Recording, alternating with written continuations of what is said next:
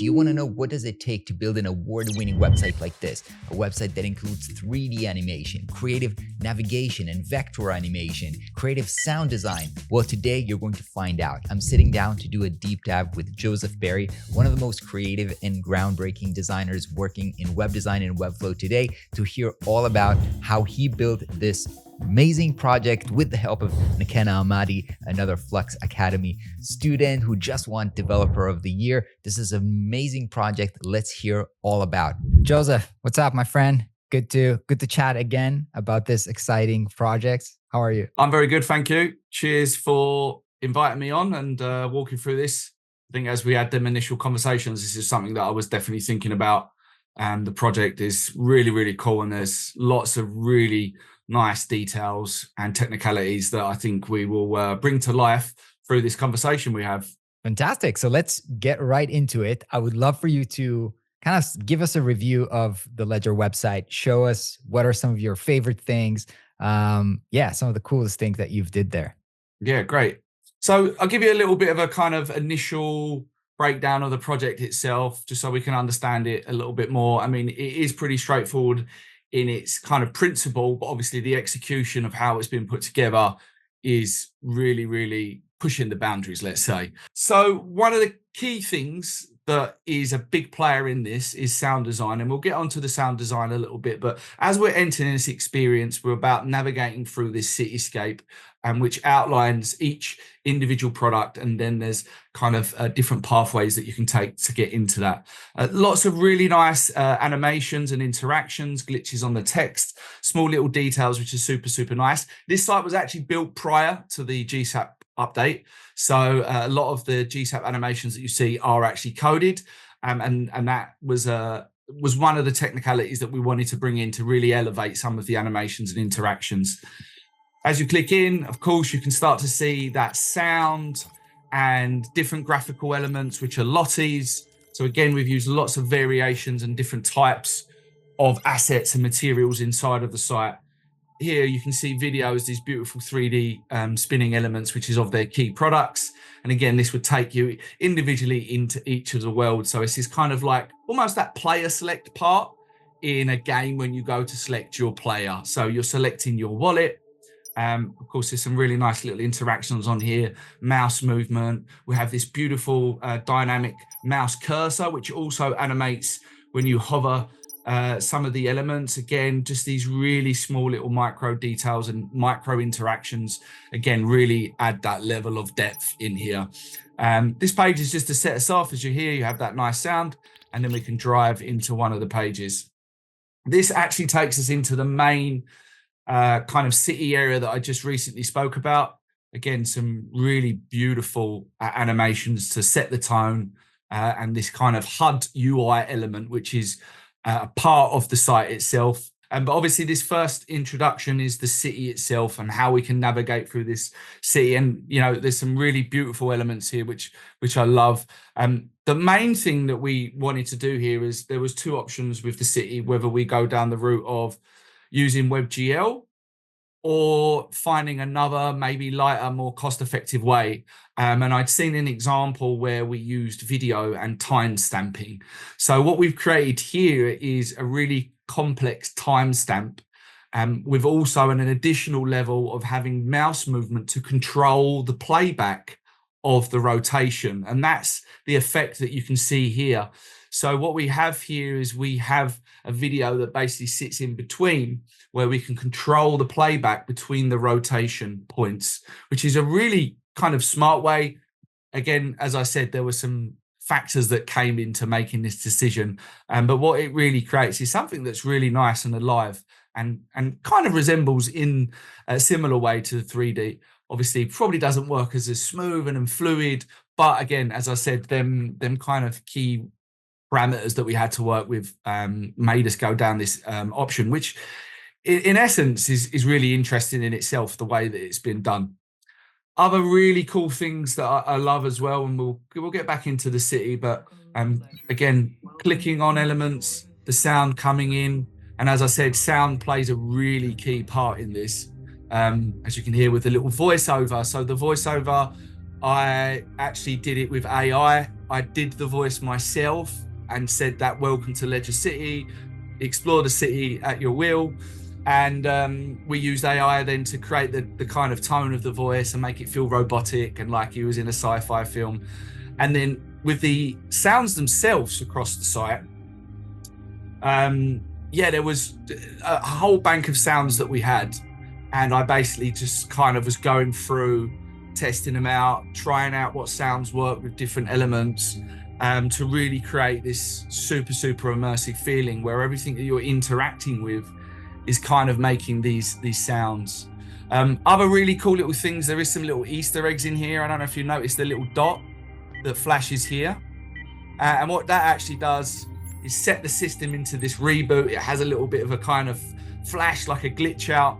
And then you have these missing items which actually get filled in your little itinerary here, which will open up. There you can see the first item has been activated inside of that. We did have an idea for this. We was going to do, once you collected all of them, maybe a promotional offer or message popped up at that final point. But that idea actually got kind of put to the side for the moment, and they just wanted to focus on the brand. But again, it's a really nice little Easter egg in there, which I really love. And then as you click through, the points will change across different kind of sections. And again, if you click into the next section, which I love, again, this timestamp is drawing, and you got the little sound effect of the whooshing of the changing of the scene is also really, really cool. And then, of course, you have the little interactive points, which will dive you into each part of the site itself, which is just amazing. I love how that works. And then as you go in, it gets a little bit more like a brand guidelines. If we go up to the guidelines here, obviously you can navigate through the city. You can navigate through this kind of key navigation at the top, again, just to add a little bit more easier access to some of the key areas. Again, this goes into a little bit more of a cleaner, whiter feel, and then you really get to see the brand guidelines. Beautiful little touches with like these little menus and stuff like this. This stack menu feels super futuristic. And I just love how this works. Again, with the sound combinations, it all really, really comes to life. So you can really go through, as you can see, all the different areas of the brand book, which is in quite in depth. And each one of these pages has a slightly unique element or an item that is like tied to that brand guideline. So for instance, if we go into typography, as we scroll through the pages, we have different little elements. So this one we can actually interact with and highlight each of the key typographical system. We can download the fonts. We actually look at the different fonts and how they've been used. So it really provides something that's super unique for each of these individual areas. And there's definitely some other areas that I really love. Human touch here is a really, really nice page that showcase off this kind of scroll-based experience where this visual in the background actually comes alive as you scroll through the sequence. Again, this is done by video and scroll triggers through like image scroll triggers. And again, these little details that I love at the side, like the overlapping boxes with the blur, again, really creates that super, super nice look and feel that we were trying to go with. HUD design is also another really cool page. It has some great visuals on it. So there's really so much on here. I think I'd probably be here for a day if I spoke over all the little details. But there's some really nice pages on here that I would suggest exploring and just looking through. Even little micro interactions with the icons here. This section, which I love, which is a Lottie, and as you scroll through, it kind of gives you a full deconstruction of the grid and how the grid is put together and all the elements and atoms that have come together to really create such a dynamic system with all of these HUD elements and these graphical elements that they've brought to the brand. And that's it. I will stop there. I feel like I've gone through quite a bit. Yeah, this is amazing. This is really, really groundbreaking, innovative stuff in web design. I would love to hear from you when it comes to actually building this out in Webflow. Obviously, there are so many things here which are not straightforward out of the box. What were some of the technical challenges and how you went about solving them? So you've mentioned one trying to make the video experience more effective or efficient instead of using 3GL by loading the video and scrolling it. What were some of the other technical challenges in something like this? The notches in the button. While that looks really easy to do, that's actually really, really difficult to do, because what we needed to do is create a dynamic button system. And Ikenna, who was the one who helped me with the development, he did a lot of the technical development. But on the buttons themselves, there is data attributes that we can assign to them to change certain elements of them. The frame was also really tricky as well to get right, to make sure that it responded. Again, it looks like it's simple, but it's really a bit of a pain in the backside. One of the other things that was also difficult is like all of these little elements that you see with the dots and the notches inside, like, again, making sure that they respond really well. And the biggest thing, which a lot of people have actually said, is how well this actually works on mobile. And I would suggest going on mobile and having a look, because it works really, really well. And even Ledger they were super surprised with how well we managed to get it to work that way, you know. So again, that was quite a nice win there. So yeah, as you can see here in the data effects, this is data attributes that have been signed to GSAP. And then I can basically easily go and apply these to any elements. That means that this glitch effect is very versatile. So I can change it to hover, I can change it to click. And then the other one, which is actually the data sound, and this is how the sounds are triggered. Because we have multiple sounds, we actually used something called Howler JS. And as you can see here from this part of the script, we have Howler basically can unload instances of many different sounds. So as you can see here, we have all of the different sounds, and then we have like an attribute that we can then assign to any element that we want. And that again allowed me to really make sure I could add versatility to all the different buttons. What's also great about it is that you actually have volume controls for individual sounds, so you can also really fine tune them. And as you can see, look, here's the full list of sounds that we actually have that is in here. And then obviously there's some JavaScript to kind of do all the traditional playback stops and other elements that come into play with sound. But yeah. By the way, when it comes to sounds and when it comes to the videos, it's not straightforward to host them in Webflow. Are you hosting them elsewhere, like on Amazon S3? You've just seen probably from my link here, haven't you? I know there's many ways. I know there's some other third-party platforms, but at the moment, I'm just been using GitHub.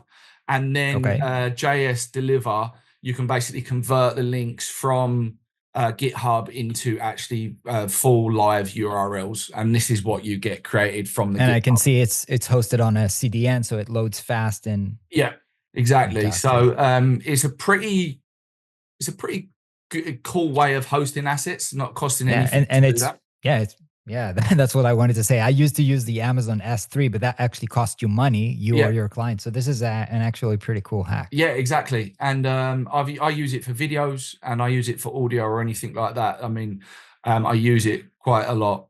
When it comes to the Webflow build, were you making extensive use in things like components, the variables, or there's so much custom code here that you didn't, or it's such a custom build that it wasn't useful for you? Yes. Yeah, I think the latter, because it was such a custom build. And again, I was at a different point of using components.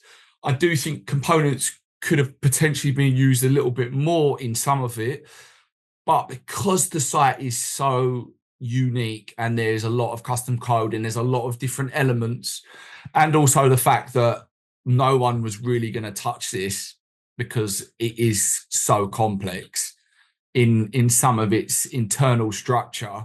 Can you walk us through the structure of a page like this? Because I see it looks very interesting. Just how are you thinking about structuring something like this? Just in terms of the navigator or how you're structuring your content? I think sometimes people think about websites being like linear, right? They think about websites being section by section. And a lot of this is to do with like rather than thinking downwards, you're thinking like outwards, right? You're thinking a level of layers. And then it's about how you control them layers. So like over the top, there's the intro click, which actually sits over all of the select elements. And then you have the frame, which is its own individual element, because you want to be able to control that. And again, thinking about how it's built, like if that frame element, it has elements inside of it, like you see how when you break it down into layers, it actually becomes easier to manage. So basically what might feel to a user like 3 different screens are actually 3 different layers within an actual one screen. It will just feel like it's in one screen. Yeah. And that's kind of creating that singular view experience. And it definitely a key player in this intro. And if we go into the Ledger City pages, that again, there's like each of these little elements are kind of layers that are sitting on top of each other. And again, as you can see, look at all the layers in here, right? It's pretty intense with all of these different elements that I've had to position on top, then also make sure that they don't interfere and cover up certain elements. So obviously doing, events none and things like that. So that's a lot of what's going on here. Which again adds that level of depth in a singular screen, but thinking about it rather than as in individual sections, but as a kind of layering system, if that makes sense. That's phenomenal. So tell me a little bit about the process from the beginning, or what does it requires to build something like this? Because obviously there's the design, there's a lot of assets here. You showed us 3D animations, you talked about Lottie animation, you talked about the development. Are you collaborating with a team? Like what it actually took to get something like this off the ground? Yeah, great question. So as I mentioned, it was me and Inkena, which is on my side. So Inkena helped and was amazing on all of this, like all of the city, all of the GSAP animations that you see. The buttons, like the notched buttons were like, as I said, super hard to do. And helped me with all of them kind of really intricate development details that needed the sound and the audio, etc. And then on their side, I was working with their creative director. I worked with their copy, one of their head of copy. I worked with their 3D artist, and they had a project manager as well. And it was really collaborative, I would say. They already had a lot of the ideas of what they wanted to do with the assets. The assets weren't ready in essence. So at the first, few iterations of the design, we was playing around with ideas, putting in some dummy kind of visuals and getting a sense of where we wanted to go with this. But they were really open and free for me to like really push this. So essentially, are you starting the development before you have all the assets ready or all the animations, or you're starting when you're ready and then you're iterating on them as you're developing? Yeah, kind of an iterative process. So we had some idea, but again, because everything wasn't like all fleshed out, we didn't have everything final. It actually allowed for opportunity of further kind of creative ideas to come to the table. And I'm a very big believer of that, especially when it comes to more like experiential design. Like you have to kind of feel it and get into it to really be able to make better decisions. There's only so far, I believe, that we can go into that world of design without really understanding what is really possible. And then the way that we worked it, yes, while it might have been a bit of a slower way to get through it, it actually enabled us to really create something that was pushing as all the boundaries that we could possibly push. When you say slow, how long did it take to work on this project? I would say close to a year. A year? Yeah. Amazing.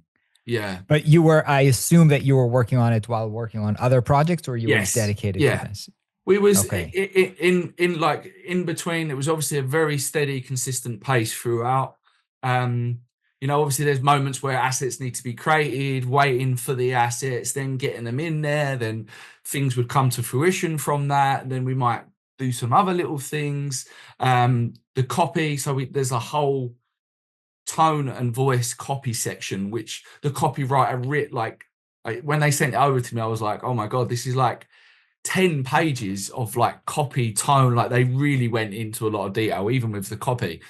So I had to spend time doing all the copy pages, working with the copywriter, making all updates and tweaks to any copy that was wrong. The language wasn't incorrect. So you could imagine like the process at each stage. So working with the creative director to make sure the visuals, showing him, getting feedback from them, making tweaks and adjustments, then dealing with the 3D artist, telling him how I wanted assets, what way I needed them, is there any things that we could explore, giving them little bits of direction on some of the things that they've created, working with the copywriter. So it was a really whole big collective effort, and everyone in their team was, you know, amazing and helped me nail the job, you know. That's amazing. And the cost of a project like this, I think you've mentioned around $50,000. Yeah, just under about 40,000 sterling. Super. Any takeaways or last thoughts about a project in this scale? There's many things that I could probably say, but it's kind of a project where it's a little bit going into the unknown, where there's a certain level of risks that are being taken, and trusting your intuition. But that only is a factor of who you're working with, right?